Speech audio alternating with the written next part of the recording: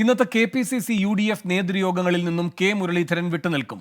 തിരുവനന്തപുരത്തുണ്ടായിട്ടും പങ്കെടുക്കില്ല. Party യോഗങ്ങളിൽ പങ്കെടുക്കില്ലെന്ന് K Muraleedharan നേരത്തെ വ്യക്തമാക്കിയിരുന്നു. തോൽവി അന്വേഷിക്കാൻ KPCC നിയോഗിച്ച അന്വേഷണ കമ്മീഷൻ തിരുവനന്തപുരത്തെ കെ മുരളീധരന്റെ വീട്ടിലെത്തി. DCCയിൽ ഒരു റൗണ്ട് ചർച്ച നടത്തി. പിന്നെ ഇന്നിപ്പോൾ അവിടുത്തെ സ്ഥാനാർത്ഥിയുടെ ആയ മുൻ KPCC പ്രസിഡന്റ് ശ്രീ കെ മുരളീധരനെ കാണാൻ വേണ്ടി ഇവിടെ വന്നത്. അദ്ദേഹവുമായിട്ട് സംസാരിച്ചു. ഈ പ്രോസസ് തുടരുകയാണ്. ഇനിയും പലരെയും കാണാനുണ്ട്. തൃശ്ശൂരിലെ പരാജയം ഒരു വലിയ ആഘാതമാണ് കോൺഗ്രസിനേറ്റത്. ഒരിക്കലും പ്രതീക്ഷിച്ചതല്ല. കെ മുരളീധരനെ പോലെയുള്ള ഒരു പ്രഗത്ഭനായ സ്ഥാനാർത്ഥി അവിടെ മൂന്നാം സ്ഥാനത്താകുക എന്ന് പറയുന്നത് ചിന്തിക്കാൻ സാധിക്കുന്ന കാര്യമല്ല. അതിൻ്റെ കാരണം കണ്ടെത്തലാണ് ഞങ്ങളുടെ ചുമതല. ഞങ്ങൾ ആ ചുമതല നിർവഹിക്കും. സംഭവിക്കാൻ പാടില്ലാത്ത തൃശ്ശൂർ സംഭവിച്ചു എങ്കിലും അതൊന്നും വരാൻ പോകുന്ന പഞ്ചായത്തിനെയോ നിയമസഭയോ ബാധിക്കാൻ പാടില്ല. കാരണം തൃശ്ശൂർ ജയിച്ചാൽ മാത്രമേ കേരളത്തിൽ UDFന് ഭരിക്കാൻ കഴിയൂ.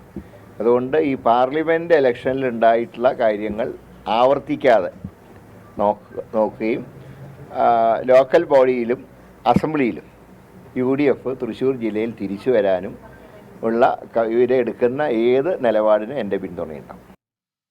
MG പ്രതീഷ് തിരുവനന്തപുരത്ത് നിന്ന് കൂടുതൽ വിവരങ്ങളുമായി ചേരുന്നു. പ്രതീഷ്, ഇന്നു പോലും നേതാക്കന്മാർ അനുനയിപ്പിക്കാൻ ശ്രമിച്ചിട്ടും മുരളീധരൻ വിട്ടുവീഴ്ചയ്ക്കില്ല എന്ന നിലപാടിൽ തന്നെയാണോ? എന്തൊക്കെയാണ് വിവരങ്ങൾ?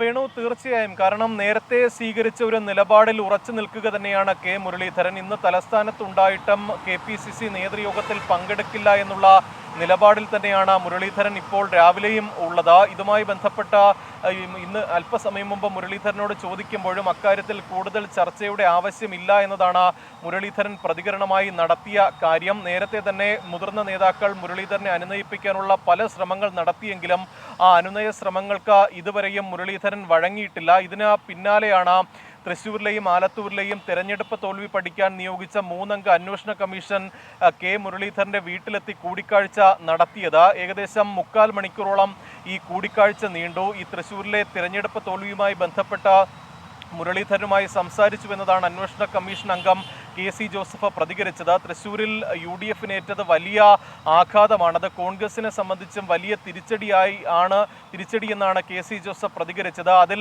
ഉണ്ടായ കാരണം എന്തെല്ലാം എന്ന കാര്യം പരിശോധിക്കും. ഒപ്പം അതിന് പരിഹാരം കാണുമെന്നതാണ് അന്വേഷണ കമ്മീഷൻ പ്രതികരിച്ച കാര്യം. മറ്റൊരു പ്രധാനപ്പെട്ട കാര്യം കെ മുരളീധരന്റെ ഭാഗത്ത് നിന്ന് ഉണ്ടായത് തൃശ്ശൂരിൽ ജയിച്ചെങ്കിൽ മാത്രമേ കോൺഗ്രസിന് കേരളം ഭരിക്കാൻ കഴിയൂ എന്നതാണ് രാവിലെ കെ മുരളീധരൻ പ്രതികരിച്ചത്.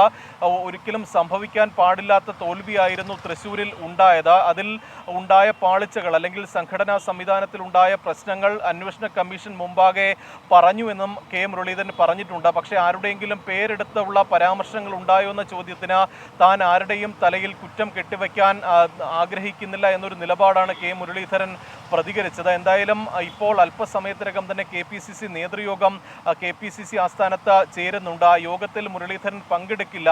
ഇനി ഈ യോഗത്തിൽ തൃശ്ശൂരിലെയും ആലത്തൂരിലെയും തിരഞ്ഞെടുപ്പ് തോൽവിയുമായി ബന്ധപ്പെട്ട ചർച്ചകൾ നടക്കാൻ തന്നെയാണ് സാധ്യത. അതിനുശേഷം മുരളീധരനെ അനുനയിപ്പിക്കാനുള്ള ഒരു ശ്രമം തന്നെയായിരിക്കും നേതൃത്വത്തിൻ്റെ ഭാഗത്തു നിന്നുണ്ടാകുന്നത്. കാരണം വയനാട്ടിലും ചേലക്കരയിലും പാലക്കാടും അടക്കം ഉപതെരഞ്ഞെടുപ്പുകൾ നടക്കാനിരിക്കുന്നുണ്ട്. മുരളീധരൻ്റെ ഈ ഒരു നിലപാടുമായി മുന്നോട്ട് പോകുന്നത് പാർട്ടിയെ സംബന്ധിച്ച തിരഞ്ഞെടുപ്പിലും വലിയ തിരിച്ചടിയാകാനുള്ള ഒരു സാധ്യതയുണ്ട്. അതുകൊണ്ട് തന്നെ എത്രയും വേഗം മുരളിയെ അനുനയിപ്പിക്കാനുള്ള ഒരു ശ്രമമായിരിക്കും നേതൃത്വത്തിൻ്റെ ഭാഗത്ത് നിന്ന് ഉണ്ടാകുന്നത്. ഇന്ന് വൈകിട്ട് KPCC നിയോഗിച്ച അന്വേഷണ കമ്മീഷൻ VM സുധീറിനെയും കാണുന്നുണ്ട്. അതിനുശേഷം 2ാം റൗണ്ട് ചർച്ചയ്ക്കായി തൃശ്ശൂരിലേക്ക് വീണ്ടും പോകും. അതിനുശേഷമായിരിക്കും അന്തിമ റിപ്പോർട്ട് നേതൃത്വത്തിന് കൈമാറുക.